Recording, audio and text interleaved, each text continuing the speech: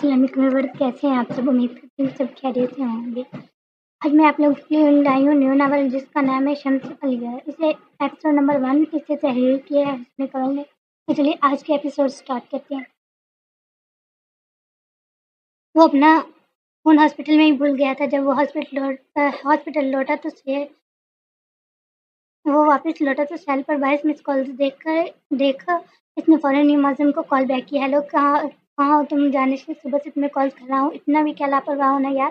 इस्लाम दुआ के ये बगैर ही उस पर बरस पड़ा था। कॉल रिसीव होते ही इतना गुस्सा क्यों कर रही हो आप? कुछ हुआ है क्या? वो अपनी पेशानी में चलते हुए नहायत लापरवाही के साथ इस्तफसार करने लगा। चाचा की तबीयत खराब हुई है बहुत ज़्यादा, वक्त नहीं है इनके पास, तुम आ जाओ निकाह कर लो, मैं फ्लाइट बुक कर रहा हूँ। तुम्हारी मौज़म की बात सुनते ही नहायत हट के साथ इसने अपनी गर्दन की पुष्ट उल्टे हाथ से रगड़ी। मेरे पेपर हैं, मैं नहीं आ सकता। इसका बेरुखी से दिया जवाब सुन मौज़म दम खुद डर रह गया। इसे यकीन नहीं आया था अपने कानों पे। ये क्या क्या बोल रहे हो? शायद ठीक से सुना नहीं तुमने। चचा की तबीयत खराब है, वो अपनी आखिरी सांस ले रहे हैं। डॉक्टर ने कहा है ज़्यादा वक्त नहीं है इनके पास। ऐसे में अगर वो अपनी बेटी का निकाह करके जाना चाहते तो क्या इनकी आखिरी ख्वाहिश पूरी नहीं करोगे? मौज़म नहायत जज्बाती और परेशान होकर कह रहा था, मेरे पेपर हैं भाई, मैं नहीं आ सकता। फिर अभी निकाह जैसी बड़ी जिम्मेदारी नहीं उठाना चाहता मैं।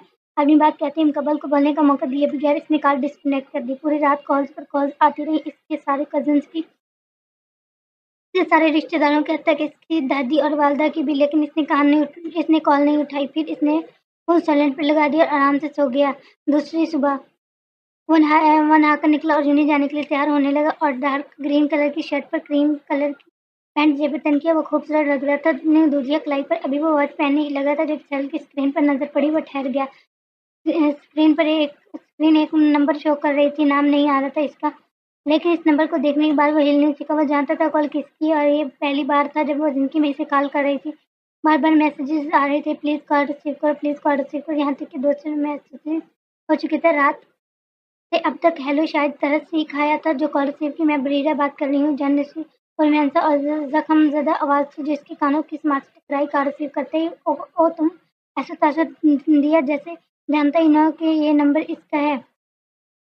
हाँ पापा, पापा भी मेरा निकाह करना चाहते हैं, प्लीज़ आ जाओ वरना ये लोग मेरा निकाह मौज़म भाई से पढ़वा रहे हैं। और फूट फूट कर रोते हुए बता रही थी, मेरा पेपर तो हो रहे हैं, मैं नहीं आ सकता। मैंने कल ही मौज़म भाई को बता दिया है।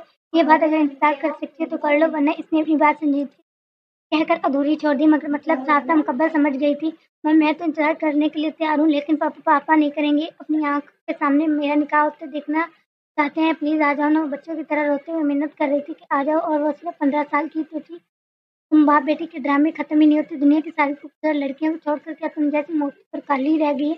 मेरे लिए मंगने के नाम पर जिंदगी भर पैसा खाया तुमने और तुम्हारे बाप ने मेरा, और अब बच्ची कुछ खुशियाँ वो ख्वाब भी खा जाना चाहती हो। अभी मरी क्या, मेरी थोड़ी तो जी लेने दो मुझे यार। मेरा भी हक है जिंदगी की खुशियों पर। जाननशीर इस लड़की को जैसे अपने कानों पर यकीन नहीं आया। वो सिंदिल रूह को गहरी जरब लगाने वाला लफ्ज कितने आराम से अदा कर गया था। क्या जाननशीर लग रहा था। अच्छा करो किसी और से निकाह और जान छोड़ो मेरी। मैं नहीं आने वाला तुम्हारे लिए, कभी भी नहीं। अगर बूढ़ी होना चाहती हो मेरे इंतजार में तो बैठी रहो, मुझे कोई एतराज नहीं, लेकिन मुझे किसी चीज़ की उम्मीद ना रखना बरीरा। अब कॉल या मैसेज किया तो ब्लॉक कर दूंगा।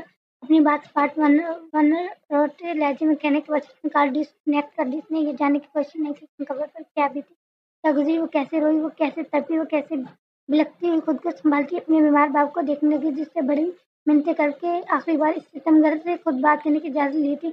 बचपन की मंगनी थी इनकी और इसके संग दिल ने एक लम्हा नहीं लगाया था सब बात खत्म करने में। कॉल डिस्कनेक्ट करने के बाद अब वो गहरे गहरे सांस ले रहा था। इसे दुश्वारी हो रही थी सांस लेने में।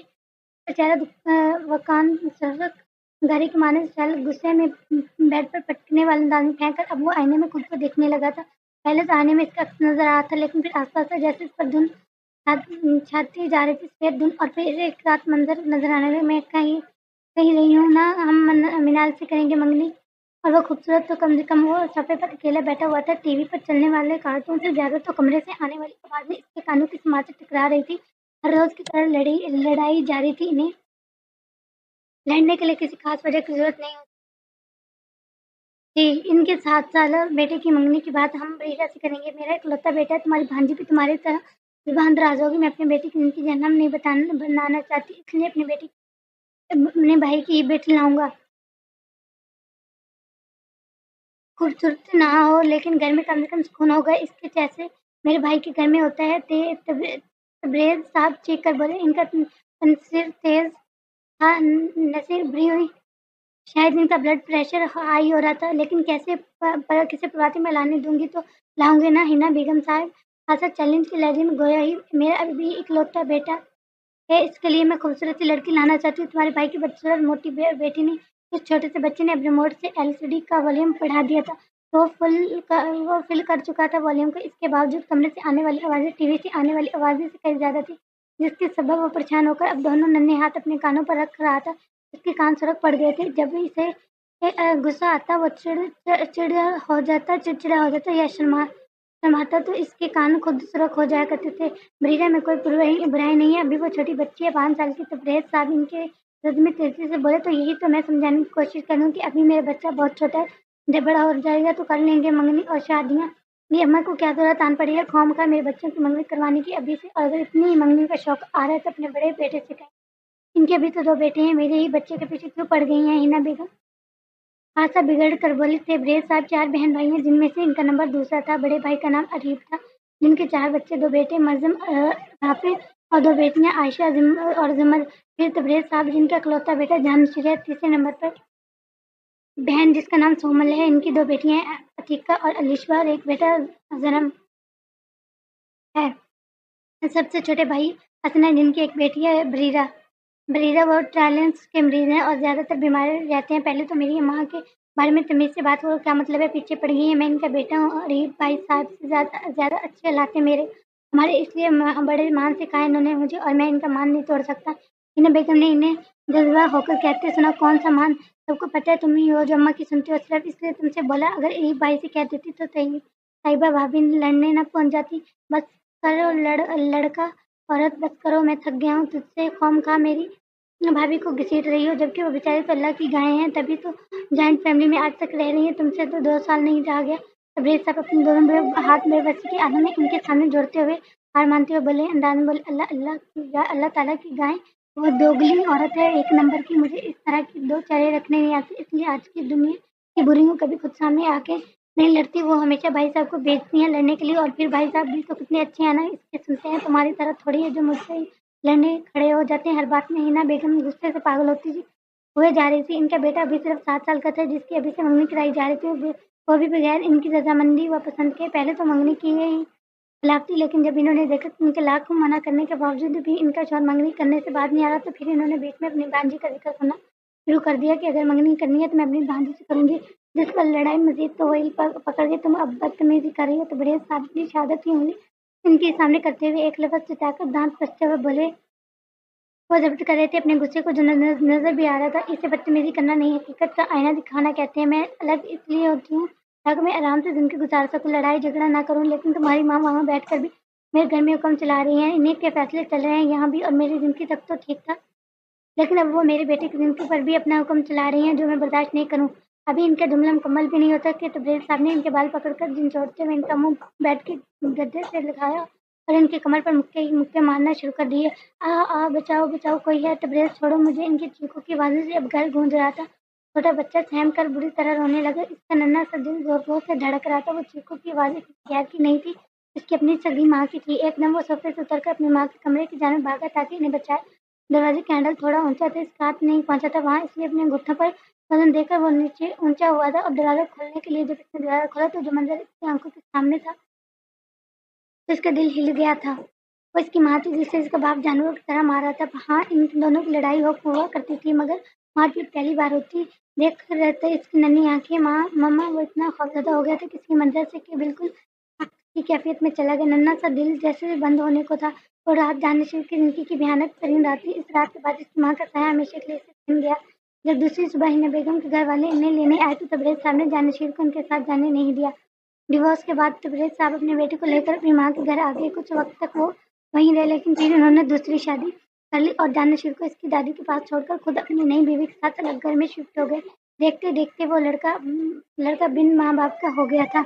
हसन बेटा, मैं बरीरा का हाथ अपने जानिशीर के लिए चाहता हूँ, तुझे कोई मसला तो नहीं ना? वो अब 8 साल का था जब दोबारा इस मामले की बात को छेड़ा गया। अम्मा, तुम्हारी ही पोती है, तुम गलत फैसला थोड़ी करोगी। हसन साहब खुशी रजामंद हुए थे। तो फिर आज से बरीरा हमारी जानिशीर की हुई। इन्होंने फिर हाथ से ब्रीरा मेरे जाने से पहले इन्होंने ब्रीरा का हाथ पकड़ कर बराबर में उठाते हुए ब्रीरा से कहा, जब सामने बैठा वो 8 साल का दुबला घोड़ा सा बच्चा इस 6 साल ब्रीरा को थार की निगाहों से देख रहा था। गोल गोल मटोल सी सांवली रंगत के मालिक बड़े घने थे। इसकी छोटी कमर तकाती थी। 6 साल की उम्र में दिखने में बड़ी प्यारी सी लगती थी वो, पुरकशिश से। दानिश तुम भी चल के खेलो न। तो कोमल फूफो घर आई हुई थी अपने बच्चों के साथ रहने के लिए। तो जब जब वो गर्मियों की छुट्टियों में रहने आया करती, तब तब घर के शरीफ बच्चे डबल शरारती हो जाया करते। आज सुबह से ये हाल था, कभी पकड़म पकड़ाई तो कभी बर्फ पानी, कभी ऊंचा नीचे का पहाड़ तो कभी तो आँख मिचौली, कभी गो गो, कभी फुटबॉल जैसे खेल रहे थे। तो अपने खाने तक का होश नहीं था, मगर वो इनसे सभी से बिल्कुल अलग थलग बैठा हुआ था। यही वजह थी कि ब्रिया इसे बुलाने आई थी। तुम खेल रही हो? इसने एक वो उसका जैसे सवाल किया। हाँ तो फिर मैं नहीं खेल रहा। मैं कब्बर मुंह बस और कर कहता, झूले से उठकर चल दिए। ये क्या बात है? बोला अपना मुंह बढ़ा कर रह गई। बीरा तुम बहुत अच्छी जंपिंग कर रही हो, बहुत जबरदस्त। वाह तुम तो मास्टर हो यार। और और रस और रस्सी को दौड़ रही थी और इतनी फुर्ती के साथ कूद रही थी कि देखने वाले के लिए मुश्किल हो रहा था रस्सी को देखना पाना। वो वजन में ज्यादा थी लेकिन इसके बावजूद इसमें कोई कमी नहीं थी। सभी तारीफ कर रहे थे इसकी। सिपाही जानी छिड़ के बस वही निगाहें करनी थी और तो उसके बराबर में खड़ी अतिका को देख रहा था। एशिया के अलावा खानदान की बाकी सारी लड़कियां जानशीर से 1 साल छोटी थी। अतिका बिल्कुल साथ की थी। जिस दिन जानशीर पैदा हुआ था इसी रात को सिर्फ 5 घंटे के फर्क से अतिका पैदा हुई थी। और वो थी भी बड़ी खूबसूरत, पतली पतली दुबली बेबी बाल रखने वाली गोरी रंगत की मालिक प्यारी थी। वो इतने नहीं देखता ठीक है, लेकिन वो अतिका को क्यों देखता है? और यही वो सवाल था जो उसके अंदर से प्लेन को झंझोड़ने लगा। इसे पता ही नहीं चला कभी रस्सी में बैलेंस हो गया और वो रस्सी के इस पांव से लपट गई। कई पलों धड़म कर गार्डन में गिरती ब्रीरा गिर गई। इसके खून निकल रहे थे। ऐसे बात में फौरन ही भागते हुए जाकर लगाई। अरे खून तो कितना ज्यादा निकल रहा है। राफी इसके हों तो गुस्सा से कहा, परेशान होकर अब हम क्या करें? रोने को ही हटो मैं इसे हॉस्पिटल ले जाता हूँ। मौसम जवान मैं सबसे बड़ा था फौरन फौरन बड़ी बात मैंने जिसे बोला हो गई थी। जानिश की 10 साल का और मौसम 14 का। कहने को ब्रीरा खानदान की सबसे छोटी बेटी थी, लेकिन वो इतनी हेल्दी कि वाकई सबसे बड़ी मालूम होती थी। यही तक कि दरवाजे के बराबर में खड़ी थी। ऐसा नहीं होता जैसे वो दोनों बराबर थे। सब कुछ न कुछ बोल रहे थे, फिक्रमंद दिखाई दे रहे थे इसके लिए, लेकिन जिसे वो चाह रखती थी कि वो बोले एक लफ्ज से ही वो खामोशी से खड़ा रहा। और जैसे इसके बड़े आगे वो चुपचाप वहां से चला गया। वहां से चला गया। अब इसकी आंखें मोटे मोटे आंसू बहा रही थी। घर में सिर्फ साहब मौजूद थे। वो इसे डॉक्टर के लिए ले जाने लगे तो मौसम बीच में उड़ गया। तो वो भी साथ जाएगा।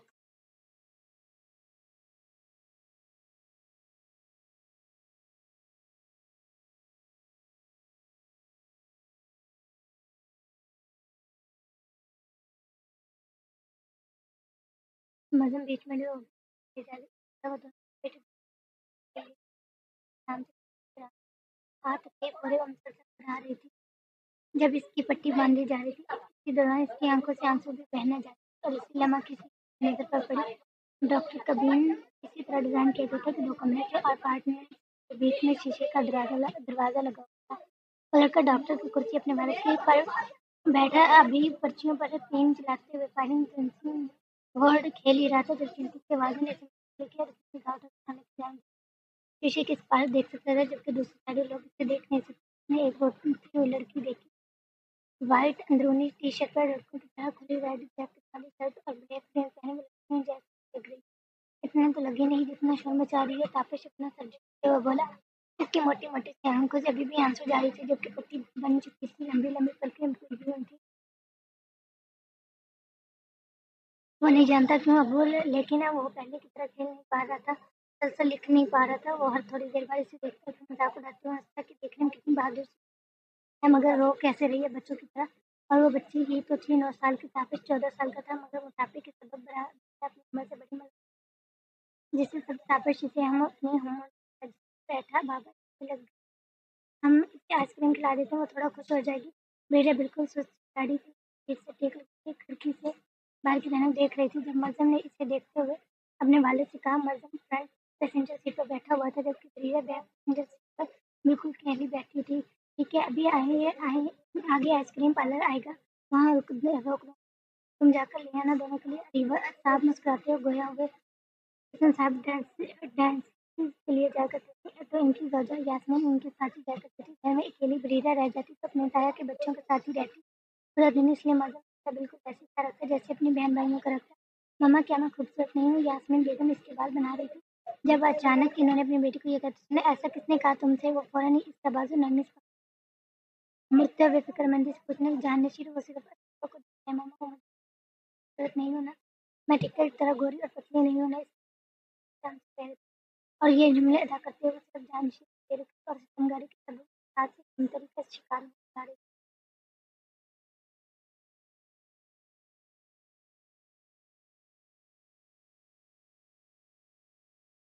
वो अपने बेटे के बोले दिल के अंदर ने इनका आंखों में आंसू भरे तो वो बहुत छोटी थी उनके साथ के लिए ऐसा नहीं है। सच में ऐसा है वो एक साथ नहीं मैंने इस टाइम की बात ज़्यादा होती है उनका छोटा होना कि वो क्या बोलते हैं जब वो चौधरी ये तो सबने देख कर रखा था। घर में जाने से चिढ़ता तो हमेशा ही से चिढ़ाता रहता, कभी से सीधे मुंह बात तक नहीं करता, लेकिन वो खामोश थी। मम्मी ने तोड़ने कहा एक बार भी नहीं सोचा क्योंकि टेंशन के वाले जबड़े साहब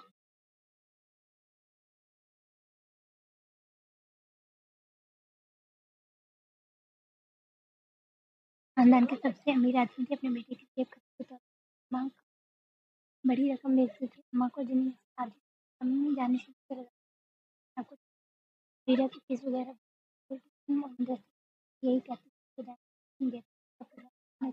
माई